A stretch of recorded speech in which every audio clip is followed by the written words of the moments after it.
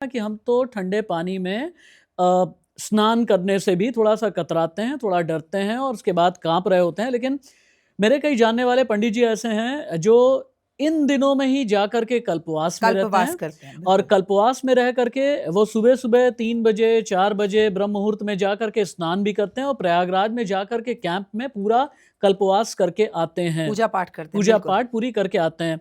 तो कल्पवास का भी महत्व है और जो लोग कल्पवास ना कर पाएँ वो क्या करें?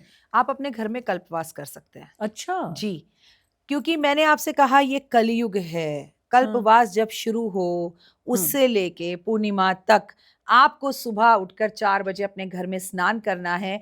अपने घर के बाथरूम में बाल्टी में पानी डालकर प्रभु से करना है, यही मेरा प्रयागराज है। हे प्रभु, मैं हुँ। आप स्नान कर रहा हूँ, लेकिन नियम ये हो कि स्नान ठंडे पानी से हो, गर्म पानी से ना हो अच्छा। और आपको वो फल की प्राप्ति होगी जो आप चाहते हैं, हुँ। क्योंकि कुछ ना करने से कुछ करना अच्छा। अगर आप जा सकते हैं प्रयागराज तो ज़रूर जाएँ, नहीं जा सकते वहाँ का जल ही मँगा लीजिए। It is more than enough. लेकिन आपको एक बात बोलूँ, अपने घर से बड़ा ना कोई तीर्थ नहीं है। अगर आप अपने घर को ही तीर्थ नहीं मानते और छोड़कर बाहर-बाहर भागते हैं, हुँ। उसका कोई फ़ायदा नहीं है।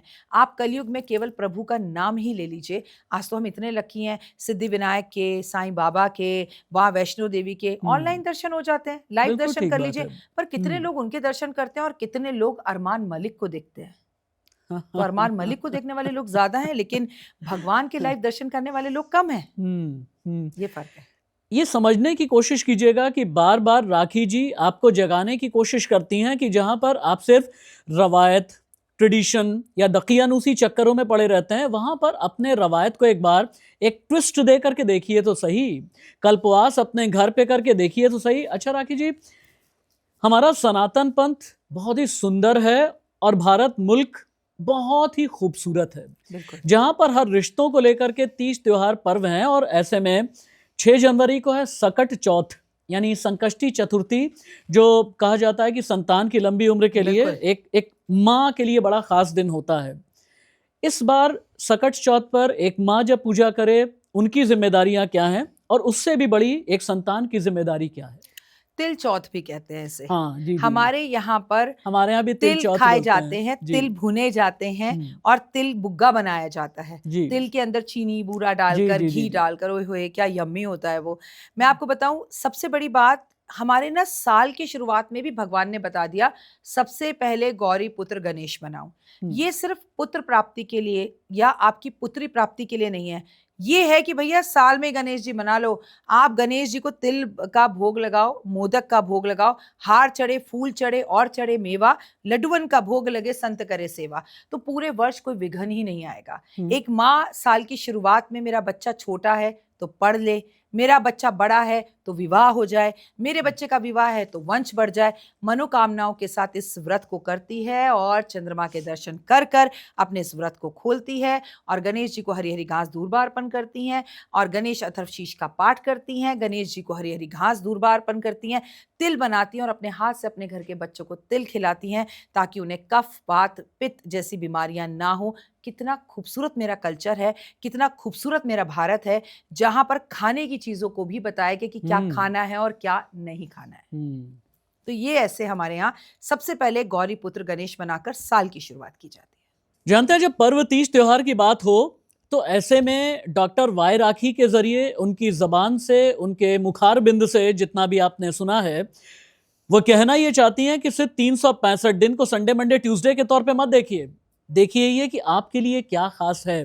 सिर्फ़ धर्म के चश्मे से मत देखिए, कर्म के नज़रिए से भी देखने की कोशिश करें और राखी जी ऐसे में 14 जनवरी हिंदू, मुस्लिम, सिख, ईसाई सभी के लिए एक नया दिन, नववर्ष, नई उमंग, नया पल, सब कुछ नया-नया सा होता है। भई कहीं पर मकर संक्रांति, कहीं पर पोंगल, कहीं उत्तरायण, कहीं पर शर्तिला एकादशी कहीं पर और खिचड़ी। कहीं पर खिचड़ी, हमारे उत्तर प्रदेश में खिचड़ी भी कहा जाता है। और कहते ये हैं कि इस दिन, चूँकि मैं ज्योग्राफ़ी के हिसाब से भी साइंटिफिक बात भी कहता हूँ, कहते हैं कि अगर मैं गलत नहीं हूँ, सूरज शायद उत्तर दिशा की तरफ बढ़ना शुरू कर देता है और वहाँ पर सूर्य आपके लिए कुछ नया लेकर के आता है। कोई नवाचार लेकर के आता है, कुछ नई उमंग लेकर के आता है और कुछ नए संकेत भी लेकर के आता है। इसके बारे में थोड़ा विस्तार से बताइए और मेरे व्यूअर्स ज़रूर सुनना चाहेंगे बहुत अच्छे से। देखिए, मकर संक्रांति के बारे में जितना भी बोलूं उतना कम है, पर हमारे बुजुर्ग बता गए हैं मकर संक्रांति मतलब 14 तारीख। अगर आज मैं आपकी मम्मी को या मेरी मम्मी को, दादी को ये बोल दूं कि नहीं नहीं इस बार ना कुछ तिथियां मिल रही हैं 15 तारीख को है, तो वो लड़ने लगेंगी, नहीं हमारे यहाँ नहीं होती। मेरी दादी बोल गई थी वो 14 को होती है तो 14 को ही होती है। मतलब समझिए इतना अपनापन। मैं आपको बता दूं, इस दिन सूर्य जो है वो दक्षिणायन से उत्तरायण होते हैं। बहुत खूबसूरत ये समय होता है और इस टाइम पर हमारे यहाँ पर शादी, विवाह, मांगलिक कार्य सब शुरू हो जाते हैं। जी। और ये इस दिन तिल दान करने का महत्व होता है। इस दिन आप अपने पितरों के नाम पर तर्पण छोड़ते हैं। इस दिन आप किसी भी नई ऊर्जा और चीज़ों को अपनी ओर आकर्षित करते हैं और इस साल हमारे लिए बेहद खास है। क्यों? क्योंकि इस दिन एकादशी भी पड़ रही है हुँ, और इस दिन जो है ये इतना खूबसूरत दिन इसलिए है क्योंकि इसमें हम सूर्य की पूजा करते हैं और सूर्य का ही ये साल है। क्या बात तो है। इस टाइम पर गंगा, यमुना नदियों में स्नान करना, खिचड़ी का भंडारा करना, दान करना बहुत महत्वपूर्ण होता है। और इस दिन आम खिचड़ी दान नहीं होती, काली खिचड़ी दान होती है। हुँ, इस दिन मटका भरकर दान किया जाता है, इस दिन तिल दान किए जाते हैं, इस दिन कंबल दान किया जाता है, सीजन के फल दान किए जाते हैं।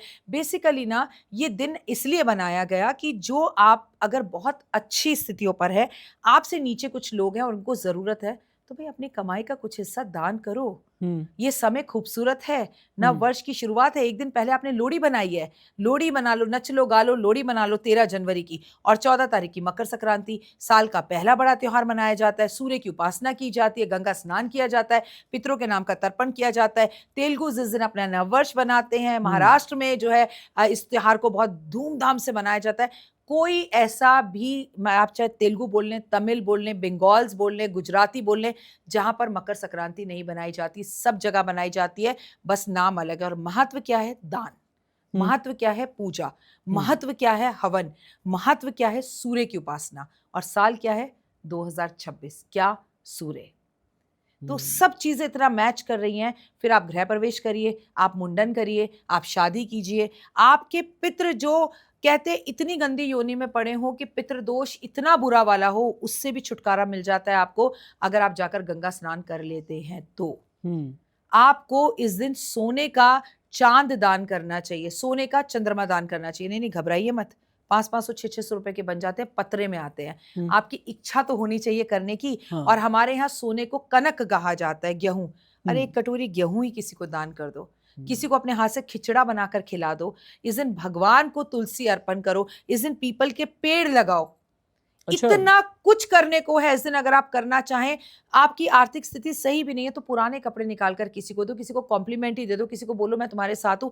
आधा घंटा किसी की सेवा कर लो, मंदिर में जाके झाड़ू लगा लो, किसी बीमार बुजुर्ग के पैर दबा दो, किसी अम्मा के साथ आधा घंटा बैठ जाओ, किसी कैंसर पेशेंट को ये कह दो, अरे जिंदगी बड़ी खूबसूरत है, आ तुझे कपिल शर्मा का शो दिखाता हूँ, आ तेरे साथ बात करता हूँ। इससे बड़ी कोई सेवा है? हर सेवा जेब से नहीं होती, हुँ। मुंह से भी होती अच्छा, है। मुझे बहुत बार ऐसा लगता है कि अ, हमारी और आपकी राखी दीदी बिल्कुल ऐसा काम नहीं करती जैसे मुन्ना भाई एमबीबीएस में मुन्ना भाई करते थे कि चलो जादू की झप्पी लगा करके। और और मुझे वाक़ई में मैं सच बता रहा हूँ राखी जी, मैं फिर से कहूँगा कि कई ज्योतिषाचार्य के साथ मैंने शो किया है, लेकिन मैं कहीं पर एंडोर्स नहीं करता। मैं कहीं पर अपनी टेस्टिमनी नहीं देता क्योंकि आपकी भविष्यवाणियाँ आज से नहीं, पिछले 17-18 साल से मैं जान रहा हूँ कि आपने अपनी ज़िंदगी में कितनी मेहनत की है और आपने अपने ज्योतिष शास्त्र में सभी विधा में पारंगत हासिल करने के लिए आपने क्या-क्या किया है, इसलिए मैं बहुत अच्छे से जानता हूँ। और आप सबसे बड़ी बात ये है, आप धर्म, कर्म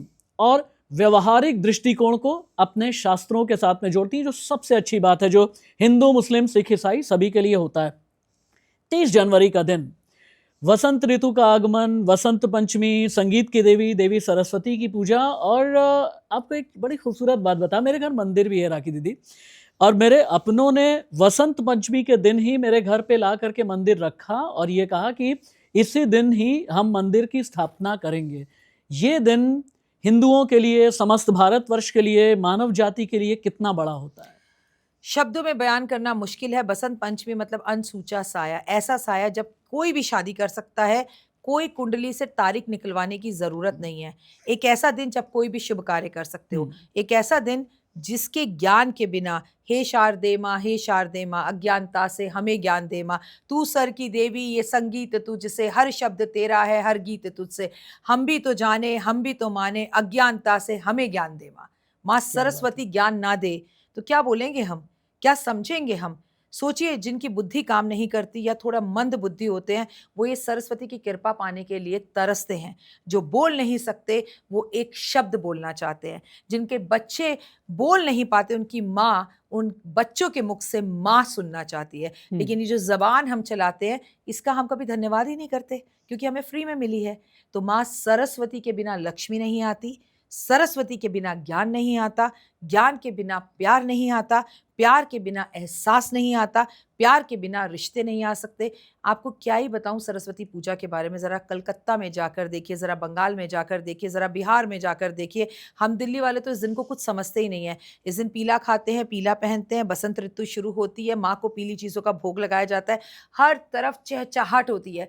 आपने ना एक बात देखी होगी कि जब भी सर्दियाँ शुरू होती है ना, बड़ी जल्दी अंधेरा हो जाता है, हम डिप्रेस रहते हैं, मूड ऑफ रहता है, थोड़ा मन उदास रहता है, हमारी एनर्जीज लो रहती है, क्योंकि सूर्य दक्षिणायन है। जी। उत्तरायण होने के बाद भी वो मजा नहीं आता जो एक चलचलाती हुई तेज धूप येलो कलर के अंदर बसंत पंचमी से जब वो मच्छर हमारे चारों तरफ मगमगाते हैं ना, ओए होए, तब हमें वो एनर्जी आती है। करो वॉक, चलाओ एसी, गर्मी है, मजा आ गया, छुट्टियां हैं, बसंत ऋतु आ गई, हवा चल रही है, कितना प्यारा मौसम हो रहा है, आइसक्रीम खाते हैं। ये सब बसंत ऋतु से शुरू होता है। बसंत जो आपके अंदर फूल खिला दे, चारों तरफ पीला पीला पीला पीला रंग, और मन खुश हो जाए, उसे कहते हैं बसंत ऋतु। शुरुआती 3 महीनों में सिर्फ 2 पर्वों की और मैं बात करूंगा, और इसमें भी महाशिवरात्रि के बिना शायद बात हमारी अधूरी रह जाएगी। 15 फरवरी को महाशिवरात्रि, जब शिव जी का पार्वती से, मैं देसी भाषा में कहूँ, ब्याह होना होता है। क्योंकि हम लोगों ने बचपन से एक गाना बहुत सुना है ना कि शिव जी बिहाने चले भभूति लगा के, बिल्कुल। ऐसे इस किस्म के हम लोग गाने बचपन से सुनते चले आए हैं। और कहते भी है ना कि शिव शक्ति के बिना अधूरे हैं, वो अपने आप को भी पूर्ण शक्ति के साथ में ही मानते हैं। तो महाशिवरात्रि पर क्या करना चाहिए, क्या वर्जित है, डूज एंड डोंट्स क्या है? सब डूज हैं। डोज सिर्फ इतना है कि एक तो व्रत जरूर रखें, सुबह जल्दी उठें, अपने पति देव से अपनी मांग जरूर भरवाएं, इस दिन काले नीले कपड़े ना पहनें, शिव मंदिर जरूर जाएं, शिव भक्तों की रिस्पेक्ट करें, और प्लीज़ शिवलिंग पर भी प्यार से बेल पत्र वगैरह अर्पण करें। इधर उधर लोगों के चढ़ाए हुए बेल पत्र और बेल इधर उधर ना फेंकें, और बिंदास दूध आप महादेव पर अर्पण करें, मंदिर के बाहर बैठे हुए बच्चों में भी दूध अर्पण करें। ज्ञान बिल्कुल नहीं बांटें कि दूध नदी में बह रहा है, दूध नालियों में जा रहा है। अरे आप उस देश के वासी हैं जिस देश में सोने की चिड़िया कहा जाता था। मैं तो उस व्यक्ति को ढूंढ रही हूँ जिसने भारत को सोने की चिड़िया कहा। अरे नहीं था भारत सोने की चिड़िया, भारत सोने का सांड था, है और रहेगा। ये मैं आपको बता दूं, पता नहीं किसने चिड़िया कह दिया। और आज भी आप इतना दूध नदियों में, इतना दूध शिवलिंग पर नालियों में बहाइए कि जो जीव जंतु है ना नालियों में, उनको भी दूध मिल जाए।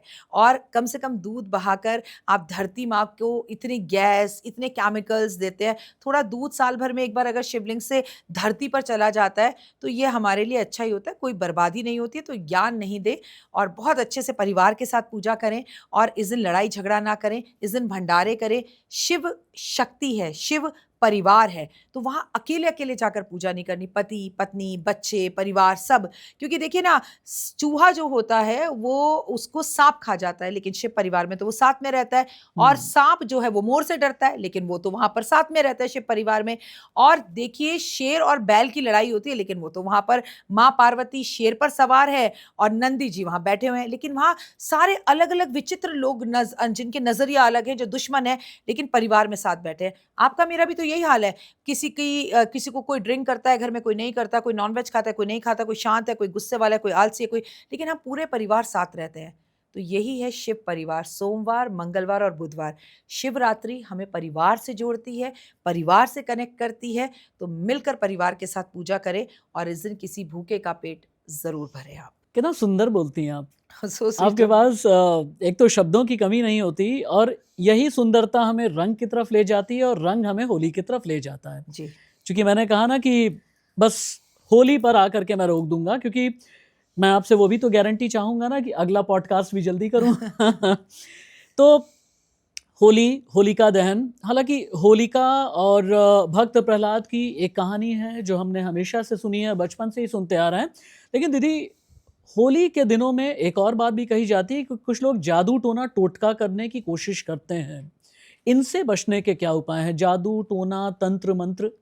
देखिए, कोई भी आपके ऊपर ना जादू टोना तंत्र मंत्र नहीं करना चाहता। लोग ज्यादातर अपने जादू टोना तंत्र मंत्र उतारते हैं। ये अच्छा। जले कटे दिन होते हैं, ये होली पर भी होते हैं और दिवाली पर भी होते हैं। हुँ। ये होली से 8 दिन पहले होते हैं, दिवाली से 8 दिन पहले होते हैं और एक तरीके से सही भी है। अब आपका पैर किसी चौराहे पर पड़ गया या आपको किसी ने बांध दिया, तो अपने ऊपर किया कराया भी तो आप उतारेंगे। That is not bad. अगर आप दूसरे पर कर रहे हैं तो बुरा है, लेकिन अपने लिए कर रहे हैं तो वो बुरा नहीं है। और दूसरी एक बात याद रखिए, होली तेरी मेरी जो होनी थी वो होली।